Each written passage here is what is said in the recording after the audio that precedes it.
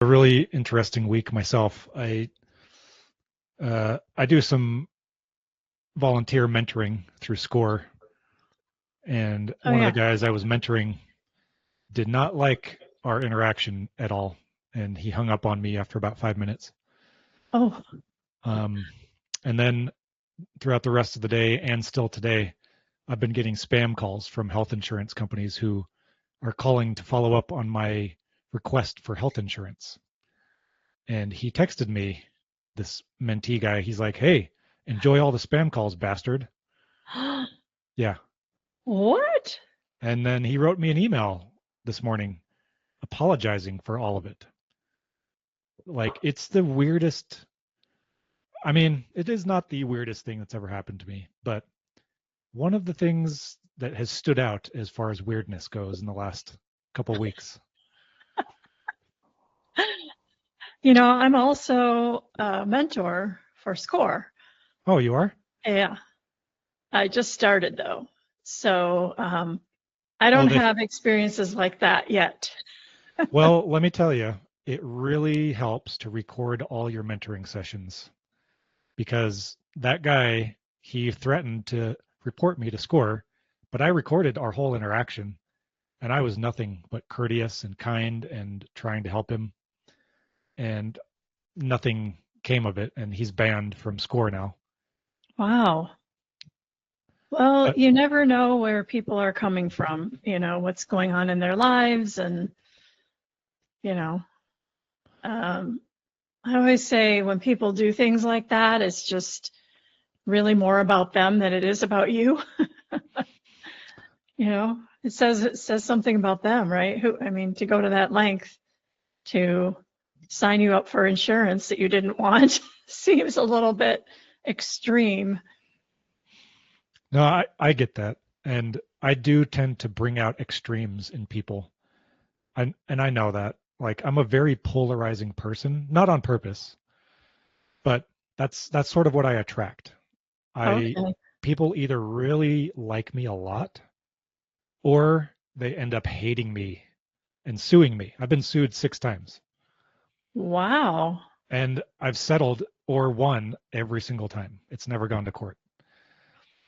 But Wow.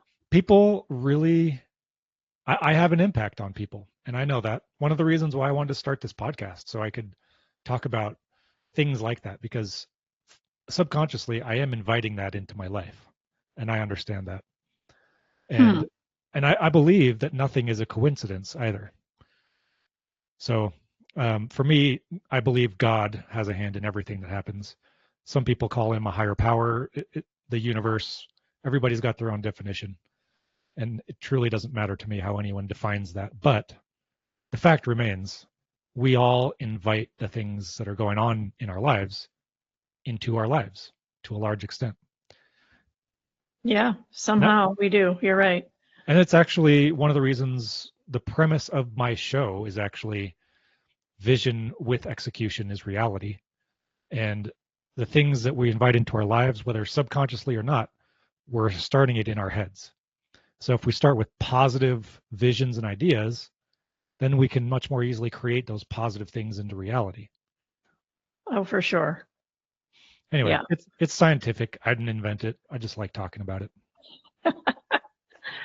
Well, I'm right there with you on that belief. That's for sure. So, Carrie, two of the things I always ask people on my show is, what is your vision for 2025? And then how are you going to execute on it? And I like actually the way that you and I met, because you're the second person of all time to have ever pitched me to be on my podcast. And the first guy to pitch me I don't think he ever watched an episode. He just liked pitching podcasts to be on them. Okay. But you're used to that kind of thing because of your marketing background. You're used to going in and pitching and creating a concept that hopefully resonates with the person that you're pitching your idea, your concept to, so that they'll have you on the show or write about you or do this or that. So as and by the way, we are recording this. I'm a very informal podcast host. So you look awesome, whether or not you have your glasses on or not. I just noticed there was a bit of a glare, so I sometimes take them off for that purpose. But yes, and then I'm hoping the sound is okay. Yep, sounds great. Okay. And I love just like being real and authentic and just having just conversations with people and just like diving straight in. Sometimes I'll introduce my show and just say something like this is the Vision with Execution show. But for this one, uh I'm going to use how we started because I think uh, Sure. it's Yeah. real. I, I I don't find any value or happiness in obfuscating or tricking or hiding the truth in any way, even though I do it. I find myself exaggerating and lying about things all the time. And so I really have to work on just being real and saying what I actually think and feel. And it invites other people to do the same. Yeah, definitely. So your background is in marketing, as is mine, but your story is unique. And the last time we talked, I remember we were talking about creating visions, and you do some mentoring, as do I, Yes. and you help people with. Actually, I don't know exactly what you do for your mentoring because when you mentor through SCORE, they kind of have you sign up as a subject matter expert, I think, still. Yeah. So, what is your subject matter expertise in SCORE? Well, once you say you're in marketing, everybody wants you to give the marketing juice, right? Yep, So yep, that's what I found too. there was a lot of that off the bat, but really, I've been through what many mid-career professionals are going through, and that is finding themselves in a job that they thought was going to give them everything they needed in life, but feeling, 10, 15 years into it, very kind of disappointed or vacant or like something's missing. And I found myself in that position. I worked for a Fortune 500 company, then a smaller private company that was in the franchise space. And, I just, one day you just start thinking, wow, is this really the recipe for success? And can I do this for 20, 25, 30 more years? Retirement's far off for many people.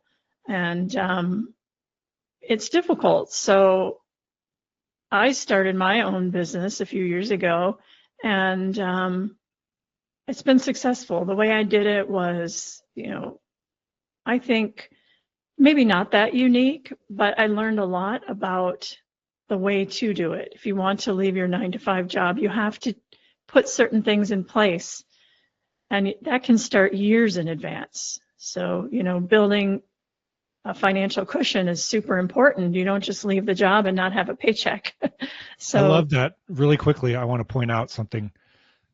A lot of times when I'm mentoring people through SCORE, they they are in sort of a transition phase where they're thinking to themselves, "Oh, I've got this great idea. I want to go for it." yeah, But they don't put any thought into how to transition from full-time work, providing for yourself, having a living, and also working on your side hustle. And I've told several people this point blank, don't quit your day job until you have some source of income coming from that side hustle. yeah, super important. You know, I think, did I share with you about my story of when I realized the success formula that we've all been taught wasn't working for me when I was working at a Fortune 500 company, and I had 3 kids. I was a single mom living in Orange County, California, and I couldn't afford groceries. So I ended up going to a church that had like a food bank. And I just realized at that moment, something's really broken here. I'm making money. I had gotten one promotion, but I still wasn't making enough to support myself and my family. Um, and that's when I knew that I wasn't going to stay in this paradigm until I was 65 and wait to retire to spend more time with my kids. Here I was missing all their school events because I had to work. I was so worried that I would be laid off if I underperformed. And that's when I started picking up side businesses. And the first business I did was I was a mobile notary. And that was something I could do after hours, weekends, evenings. I could take documents to people's houses to get signed and stamped and send them back to the lender. And I figured out really quick that if I could stack 3 or 4 of those at a time on a Saturday, I could make a pretty good chunk of change. That's really And cool. That's yeah, like the first Uber of anything. right. Here's your documents, sign away. So that was really, it's not hard to become a mobile notary. It wasn't what I ultimately wanted to do. I didn't really know what I wanted to do. I thought I wanted to be a real estate investor at one point. So my next move was, on top of that mobile notary business, I actually started Forex trading, right? So I was trading on currencies after hours. I set up all these automated rules to, get in, get out of the bids and things like that. So that wasn't as lucrative as a notary business. But what I found out about the notary business, it was also very cyclical.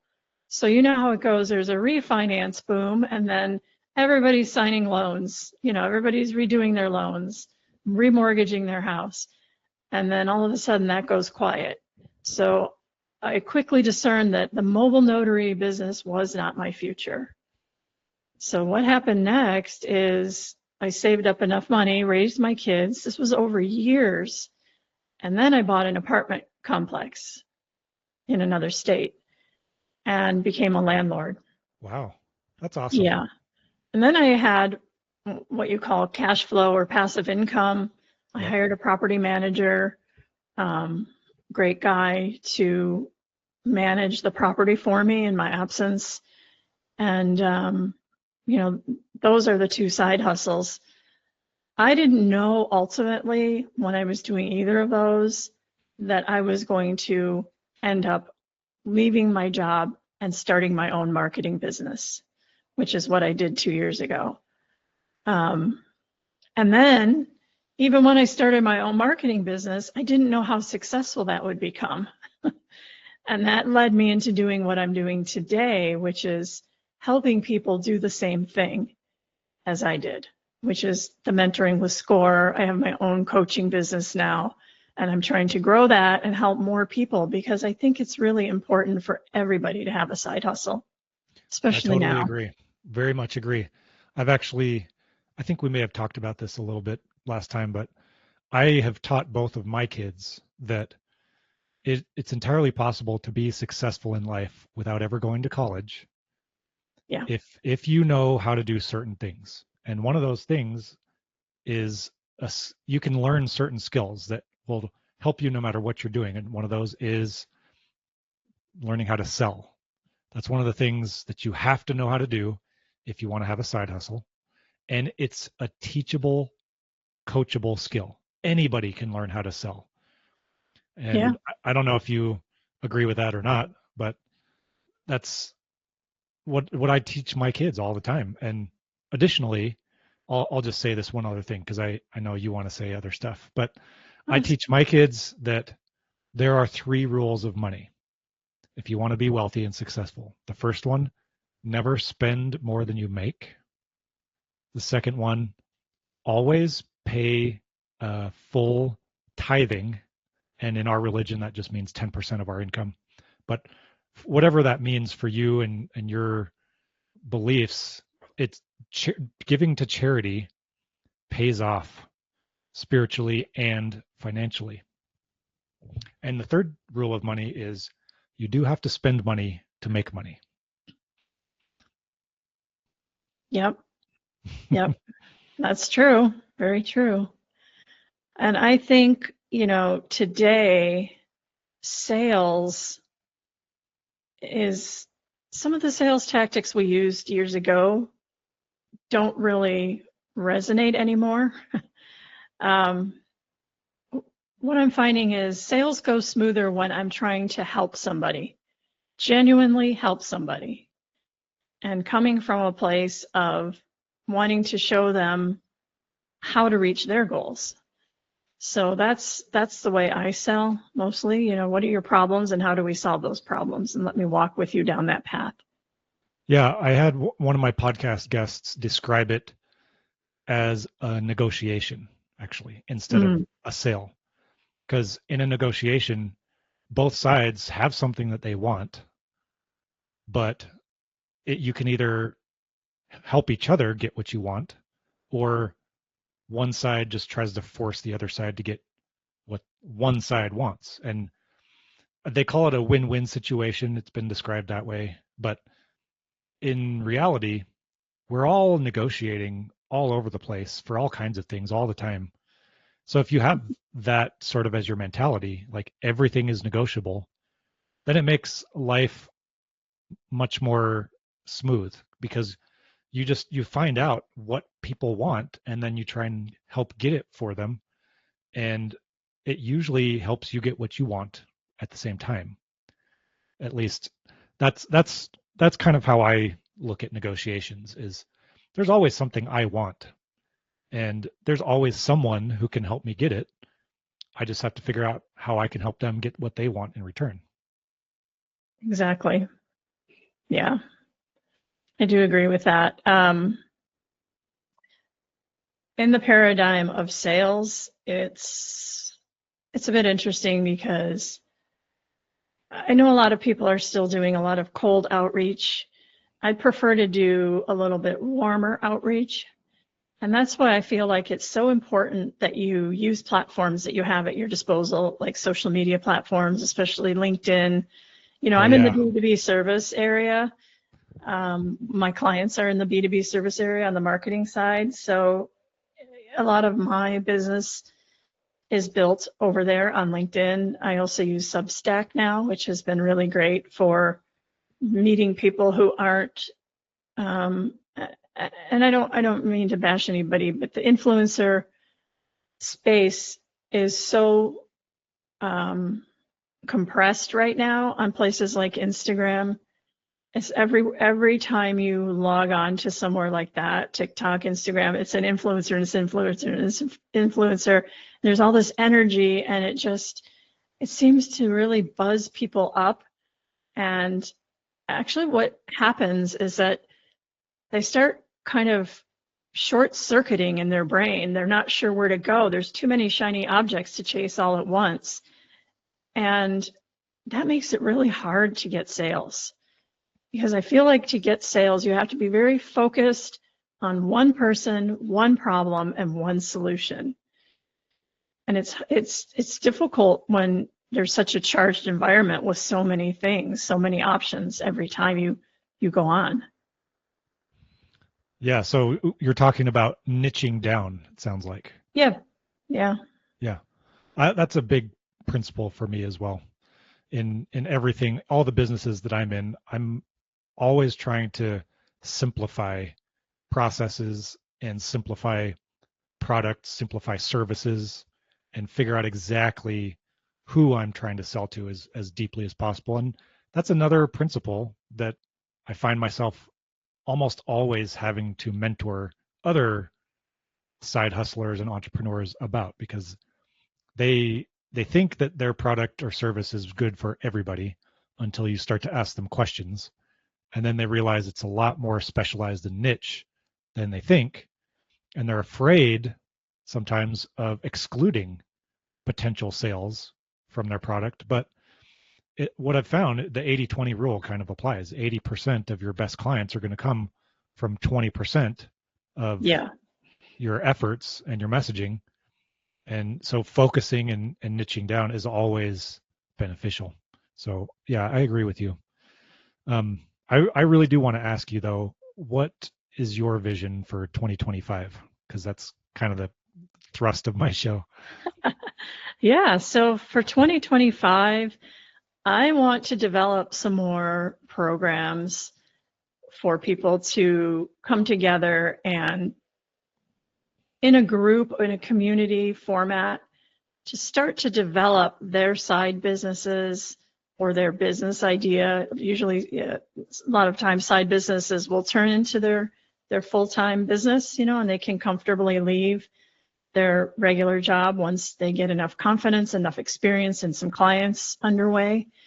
I want to be able to help more people do that. So I'm looking at some business models where I'll have some group coaching going on, some challenges, things like that, to bring more people together so that they can kind of feed off of each other. It's different from one-on-one coaching because it brings so much more energy and ideas to everybody. And is that something you want to do in person or also virtually? Virtually. Yeah. Okay, just Yeah. virtually or a hybrid? Right now I'm just looking at virtually. Okay. Yeah. And are you using any particular platform like school or something like that? I use Go High Level. Oh, yeah. I've heard of that. Mm-hmm. Yep. Okay. Yep. School, SKOOL.com is just another community builder type that it seems like the people I know use that platform the most. And that's probably just because that's the type of people I'm connected to. But Yeah, I know a lot of people who also use School, and it's really built just for that. So, they have just the pieces there that you need. The Go High Level has those pieces also, but a whole lot more. I also use a lot of automations in my business and in my coaching programs where I set up a lot of rules. And like I just got off of a call right now with a client, and I got an email to myself that I forgot all about was coming, but it was asking me how the meeting went. And, in that email, it has a little bit of, it has a radio button where I check, action required, no action required, and then I can put my comments and my notes about the meeting. So otherwise, I would have totally forgotten to do that. I would have just not that's gone cool. into the system to log all that information. It just came right to me, and right before our call, I just went in and did that. So And is that a function of Go High Level as well? Or is it that is, yeah, okay? yeah. I So promise this show is not sponsored by either Go High Level or School, but I always like talking about tools and things that people use day to day and how they use them. So that was perfect. I like how you mentioned that, and you did kind of answer the next question I typically ask people, which is, well, given what your vision is to create that community, how are you going to execute on that? And you said, here's what I'm going to do. So yeah. I I'm love that. everything takes more time than you think. You say, oh, just put up a community, but there's this whole back end world to it. It's like, oh, a community, but now you need artwork for the landing page of the community. You need, maybe a name and a logo, and maybe you need some starter comments and moderation, and then you need some members, and how you're going to go get those members. You have to have a campaign to get those. There's always just a ton of background stuff that goes into anything like this. So that's what I'm working on very actively, as a matter of fact. Awesome. Yeah. Well, I love how well you've got your vision and your plan developed, and I want to help support that. And that's one of the reasons why I've got this podcast, is because I believe that the words we say out loud Yeah. have an impact. And so when we say our goals and our visions and our plans out loud and other people are listening to them, we're kind of held accountable to that in a way. And Yeah. that's what's great about communities, is when you're interacting with people, you can all lift each other up and help each other reach your goals. And I'm a recovering addict, and that was one of the things I had to learn about recovery, is that I couldn't do it alone. I needed Mhm. a group of people who were suffering with the same thing, and we were all helping lift each other up while still struggling. And Sure. that dynamic works in all kinds of group settings, whether it's for entrepreneurship, single moms, pregnant moms, single dads, recovering addicts. It's just, we're all wired for connection. Yeah, yeah. I So, think we lost a lot of connection during the pandemic times, and some people never got it back. And I'm one of those people. I never really got it back fully, which is why I decided to venture out into the community and do the volunteer work with SCORE, because it'll get me connected again, and all the other work I do with my clients, that's something too, but that's not as much face to face as I'd like to be. So yeah, it's important to get connected. And like you said, say the rising tide raises all boats or whatever, yep, buoys yep. all boats. It's sort of true when you're in a group with people who think differently than you, have different ideas, different angles, different life experience. It's very beneficial to some people. You Yeah, just have no, to, I think it's beneficial to everybody for a lot of reasons, and that's actually one of the reasons why I continue to go to church every Sunday, yeah, because I get to be around people not only in my neighborhood, but we get to talk about deep, meaningful things, and that's the setting at church, right? You're talking mhm, about things that you believe very deeply with other people who live next to you that probably don't believe the same way you do about other things like politics or health or a vast array of things, parenting even. Uh, sure, but that's the great thing about getting out there and being connected is you just realize everybody's got such differences, but we have a lot more in common than we think at the same time. absolutely. And that's why I like to travel. I've been to 36 countries. I lived in the Kingdom of Tonga. I was a Peace Corps volunteer. So people don't know that about me, but many years ago. That's cool. And every year I like to go somewhere else, to a different culture, a different country. And last year I spent time in Dubai and Oman and Abu Dhabi. Wow. And I was there during Ramadan, which was a really interesting time to be there. But it felt so warm. Every night they have this big feast to break the fast. It's called iftar, and you go and you eat, and you spend hours just hanging out and eating and drinking and talking to people, and it's really nice. It's a great sense of community, very warm there. Yeah, so I really enjoyed it. Got to see new country, and Dubai is amazing because it's not just an Arab culture. They have people from all over the world in Dubai. I think out of the 12, how many is it? 12 million people that are there, only 1 million are indigenous Emirati. The rest are from somewhere else. So Wow. you see people from everywhere you can imagine. That's huge. That's a huge melting pot situation. Yeah, yeah. And the nice part about it is I call it, it's a mind your own business kind of place, right? Nobody's pointing fingers at somebody for being different. It's very accepting and open there. Yeah, so I really enjoyed that. It's unlike any place I've ever been. That's fascinating. I don't have any aspirations to do very much traveling. I'm very much a homebody, but my wife would travel all the time if it were completely up to her. But yeah, I'll be out in DC next week actually. First Oh, time I'll okay. have ever been there, sadly. Okay.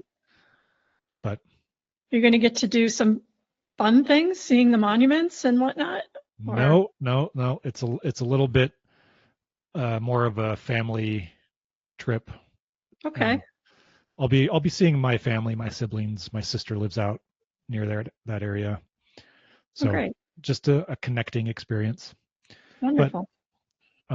you've been a really powerful guest for me Oh, today. thank you. I do have to wrap things up. This is kind of it's almost like a live show in that I do this all in one take. I'm my own editor, and I just try and get unscripted thoughts and connections with people. And you've been a champ.